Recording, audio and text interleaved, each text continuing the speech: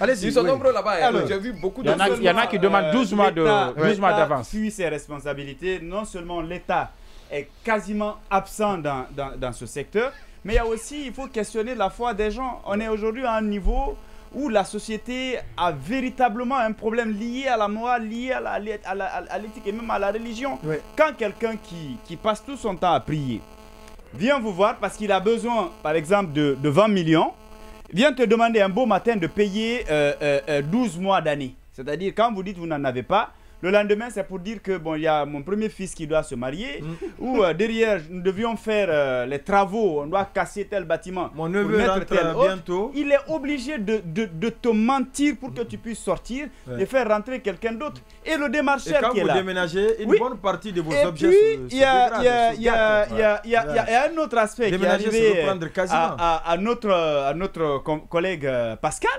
C'est-à-dire, vous venez, le démarcheur, il vient, il le voit, il dit, il y a une maison par là, 2 chambres, salon, il lui dit le prix. Il prend le gars, ils font le tour de Conakry, il vient lui montrer un endroit, il dit que c'est ici. Ils s'entendent, ils discutent, ils payent la moitié. Je crois, ils payent 6 mois, je crois, 6 mois de location, d'avance, je veux dire.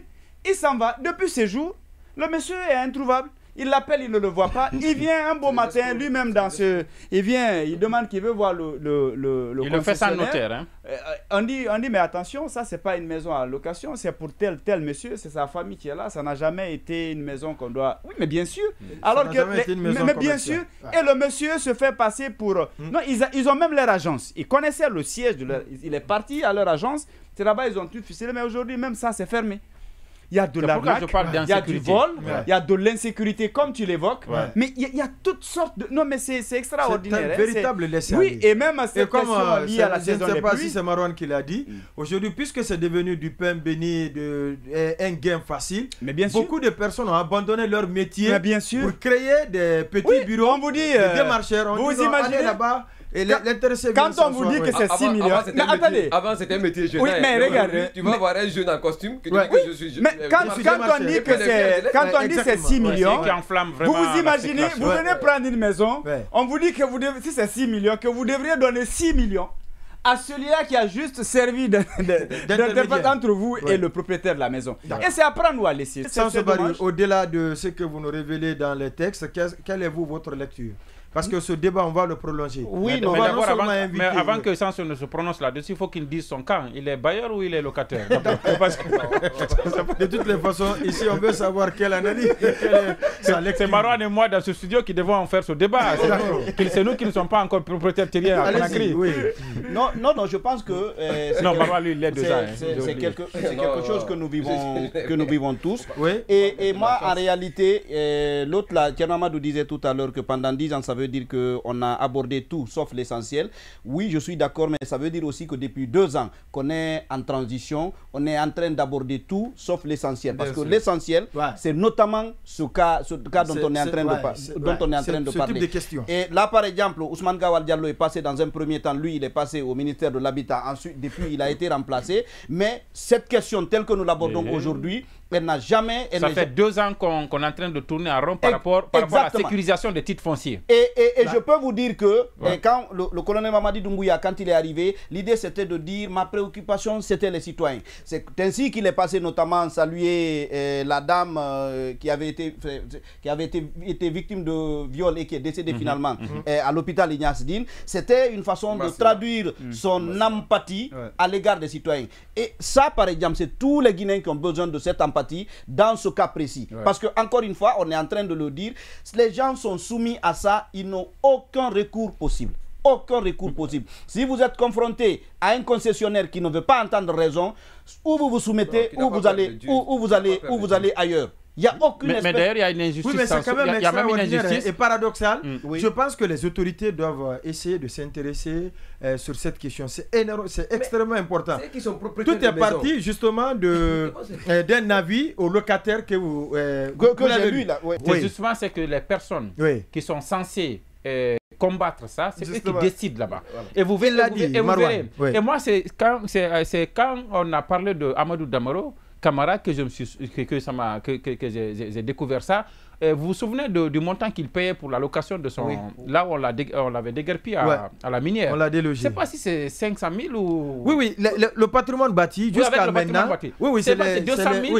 C'est les bâtiments qui appartiennent à l'État. Jusqu'à présent, les locations qui appartiennent à l'État. D'ailleurs, quelqu'un m'a dit, si vous voyez sur les bulletins de salaire, c'est prévu, logement, c'est autour de 100 000. Voilà, c'est en tenant compte justement de ce qui aurait dû se passer si les choses étaient réglementées. Maintenant, regarde, le problème, l'injustice à ce niveau. L'injustice à ce niveau, c'est que moi qui ne suis pas fonctionnaire ou bien moi qui suis commerçant quelque part, tout ça, je suis guinéen autant que le fonctionnaire et tout ça. Si moi je dois payer 1 million et que lui, c'est lui qui a accès au logement de l'État, donc au logement du patrimoine bâti, lui, il ne paye que 100 000 ou 200 000, à quel moment, lui, il va avoir le souci de régler la question du logement pour les citoyens que nous sommes? Parce qu'il faut aujourd'hui aussi le dire, il faut démocratiser l'accès au logement du patrimoine bâti public, que cela ne soit pas une chasse gardée que seulement des locaux.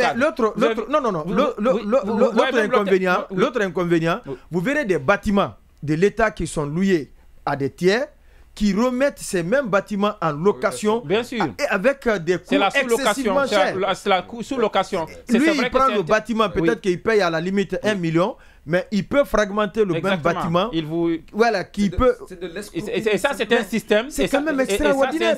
Et ça, c'est beaucoup plus grave que ce que vous dénoncez. Mais à Kalou-Malaisie, ailleurs, on fait sortir de pauvres Guinéens, on envoie des Libanais ou d'autres personnes qui payent en devises, alors que le logement qui appartient au patrimoine bâti ne coûte absolument rien. Au lieu de mettre ça à la disposition des pauvres citoyens qui se plaignent, non, on prend ça, on donne aux cousins. Parfois, ce sont des bâtiments qui sont même... Vous le savez, qui sont transformés en chambre de trucs de passage pour certains cas de tout ça. Oui, Karamadou.